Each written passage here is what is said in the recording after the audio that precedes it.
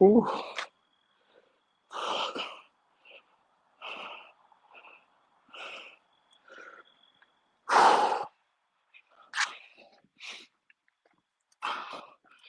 Bonsoir les amis, bonsoir les cryptopreneurs, c'est Christian et bienvenue sur Affranchi. J'espère que vous faites votre sport du dimanche les gars. La santé est la priorité numéro 1. Ok, on dit numéro 1. La santé c'est la première des priorités les gars. Faut veiller sur votre santé. J'ai fait une vidéo rapide là, je ne sais pas si vous avez vu. Je pourrais. Hein? Alors j'avais déjà fait 7 km. Alors, je vois cette dame là qui vient me déplacer. Une jeune dame. Pas ça 20 ans. Mais c'est dit que comment la petite là peut me dépasser? J'essaie d'augmenter mon pace quoi. J'accélère un tout petit peu. Je n'arrive pas là d'attraper. J'accélère davantage. Je la rattrape. Elle accélère ici un peu, elle s'arrête. Elle fait quelques étirements. Je la dépasse un tout petit peu. Et après, la petite vient encore me dépasser. J'essaie de la suivre. Mon gars, c'était comme la flèche était partie. Il y a 20 ans, elle ne pouvait pas regarder. Elle n'aurait pas pu. Elle n'aurait même pas vu mon derrière. Ce que je veux dire, c'est quoi, les amis? Ce que je veux dire, c'est que c'est sûr que cette dame, elle court régulièrement parce que je cours. Je cours au moins 3 fois la semaine, au moins 3 fois la semaine. Et j'exerce, je fais d'autres activités sportives, ok? Donc, je suis fit. Donc, si cette dame-là me dépasse, ok? Si elle va aussi vite, c'est parce qu'elle court régulièrement, ok? Elle est jeune, elle a l'avantage de la jeunesse. Et elle court régulièrement. Parce qu'avec son cardio, il n'y avait pas de ralentissement. Elle allait bien, elle courait bien. Donc, c'est pas que je suis un peu épuisé, parce que j'ai poussé plus que d'habitude, ok? Qu'est-ce que je veux dire aussi, c'est que vous, les nouveaux là qui arrivent dans les crypto-monnaies, vous voulez comment Hotmart, ceux qui sont là depuis longtemps, ceux qui ont vécu des bull runs, ok? Vous allez vous faire brûler. Et c'est une bonne chose parce que en se brûlant personnellement, on en apprend quelque chose. Jusqu'aujourd'hui, j'apprends les gars. J'apprends les erreurs que j'ai faites du dernier bull run et je ne les ferai pas pendant le prochain bull run. J'apprends des positionnements que je n'ai pas fait pendant le dernier bull run qui auraient pu me rendre multimillionnaire, ajouter plus dans mon portfolio. Et j'essaie d'éviter ces erreurs-là. C'est pour ça que sur cette chaîne-ci, j'essaie de partager ces expériences avec vous.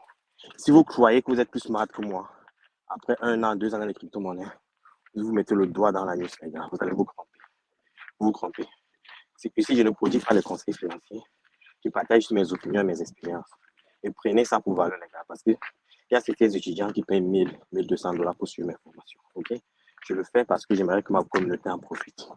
Ceci dit, qu'est-ce qui s'est passé cette semaine, les gars? Qu'est-ce qui s'est passé cette semaine? On va commencer avec MacroStrategy, ok? MacroStrategy a acheté 5447 crypto-monnaies, Bitcoin, pour acheter dans son portfolio. Je vous dis que MacroStrategy, en termes de crypto-monnaie, en termes de Bitcoin, est déjà à presque 5 milliards de dollars, ok? Donc, quand vous investissez vos miettes là et vous vous plaignez, oh, j'ai mis mes miettes, je pourrais les perdre. Les gars prennent les gros risques en termes de milliards. Je voudrais parler aussi de Robinhood qui a acheté 118 000 bitcoins il y a environ 3 mois, ok? D'une valeur estimée à plus de 3 milliards de dollars. Donc, ici, c'est le big game, les gars. Ce n'est pas la blague, ok? Le futur de la finance se construit ici, ok? Et vous êtes les pionniers. Vous qui me suivez là, dans 1 an, je viendrai dans tous les pays. Côte d'Ivoire, Burkina Faso, la France, le Cameroun, partout, le Bénin, le Togo, tous ceux qui me suivent là, je viendrai vous rencontrer parce que on va partager une bière ensemble, du champagne ensemble pour sabrer votre liberté financière, les gars. J'ai fait les cryptos depuis et ça a changé ma vie. Donc, ce que j'ai fait ici, c'est juste partager mon expérience. Vous êtes dans le bon endroit. Partagez, abonnez-vous. Ici, je ne blague pas, les gars. Ça va changer notre vie. Encore, ceci n'est pas un conseil financier, ok? Quoi d'autre on a appris cette semaine? Gary Gensler, ok? Le gangster, ok? Ce monsieur travaille pour les institutions financières, ok? Ceci a été démontré devant le Congrès américain. On l'a cuisiné dans le Congrès dans le congrès, mais on l'a vraiment cuisiné, ok? Ce qui se passe, c'est que le gars veut travailler avec les institutions financières pour se positionner dans le domaine de la blockchain, acheter cheap, tuer certaines crypto-monnaies pour mieux se positionner, aussi pour donner un passage à la CBDC, la monnaie numérique des banques centrales, ok? C'est un peu son rôle, ok? Il n'apporte aucune justification rationnelle pour l'interdiction de certaines crypto-monnaies. Il dit que le Bitcoin, Ethereum ne sont pas des actions. Mais par contre, certaines crypto-monnaies qui ont les mêmes fonctionnalités que Ethereum sont, sont des securities ou des actions.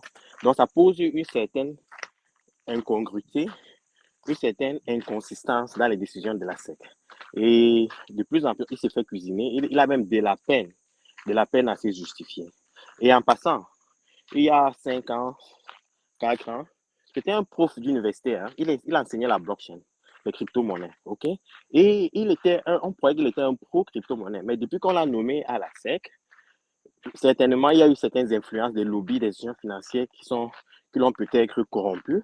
Mais le gars est contre la blockchain. Et je vous ai aussi démontré hein, dans le passage, dans une de mes vidéos, comment les JP Morgan Chase achètent les bitcoins. Ils manipulent les prix. Quand les prix baissent, ils se positionnent. OK?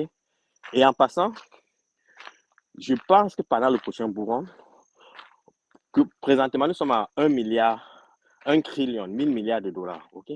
Pendant le prochain bourron, le minimum sera au moins 10 000 milliards de dollars. Parce que les institutions financières se positionnent, ces institutions financières arrivent. OK?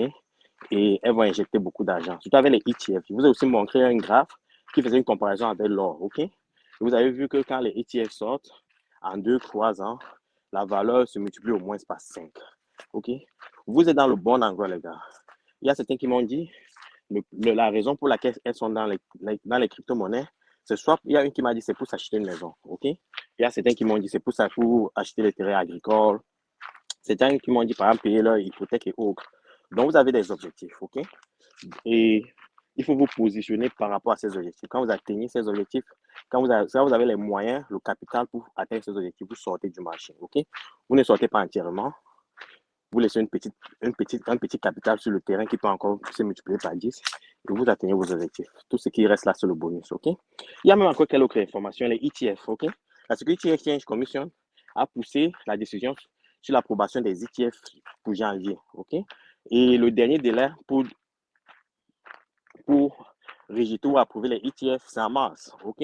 Et je pense qu'il sera concret d'approuver les ETF parce qu'avec la pression qu'il reçoit des membres du Congrès, en quelque sorte, il prive les Américains de l'opportunité des futurs de la finance. OK? Donc, il commence à être un danger. Donc, il est fort probable qu'il soit viré ou qu'il s'adhère à la politique de la blockchain des crypto-monnaies. C'est un fait. OK? Donc, et souvenez-vous que le halving, c'est en avril. Et les taux d'intérêt vont continuer à augmenter, les gars. Mais les taux d'intérêt vont commencer à baisser, à mon avis, au 3e trimestre de l'année prochaine. Et quand ça baisse, ça baisse vite. Hein? C'est les 2%, on ne parle plus de points là. OK? Et quand ça baisse, ça veut dire qu'il y a une injection accrue de l'argent dans l'économie. De toute façon, on commence à revivre une période d'expansion. Il y a beaucoup de dépenses au niveau des infrastructures. Donc, le gouvernement injecte beaucoup d'argent. Il y a beaucoup d'emplois qui sont créés parce que les entreprises commencent à recruter. Il y a la consommation qui relance. Et qu'est-ce qui va se passer, les gars? Les cryptos vont exploser. Exploser. Donc, supporter encore un an, les gars. Ça fait 2 ans que nous sommes dans cette galère. Je vis la galère. Hein. J'ai des amis qui vivent la galère. J'ai des amis qui ne vivaient que des cryptos, qui sont rentrés dans le projet, qui sont encore rentrés travailler pour ne pas gaspiller leurs cryptos pour vivre. OK? Parce que s'il n'y a plus de retour, il y a des notes qu'on a achetées qui nous produisaient quoi, 10 000 $, 15 000 $ le mois, qui produisent à peine 300 $, 250 $ le mois. Donc, vous ne pouvez pas vivre avec, il faut rentrer bosser. Donc, tout le monde vit cette galère. Tout le monde souffre de cette galère. Mais, comme je vous ai dit, c'est cyclique. Le bonheur n'est pas loin. Encore un an, OK? Donc, c'est ce que je voulais partager avec vous comme information. Il y a des très bonnes choses. Il y a le ETF Future de Ethereum qui est en train d'être approuvé. Donc, il y a que de bonnes nouvelles, OK? Tout ce qui est autour là, c'est les bruits. Et je sais que vous avez des couilles d'acier, les gars. C'est pour ça que vous êtes toujours là. Vous avez des couilles en acier, OK? Il faut tenir bon. Le bonheur n'est pas loin. Bon dimanche à vous et prenez soin de votre santé. Ciao. Ciao les amis.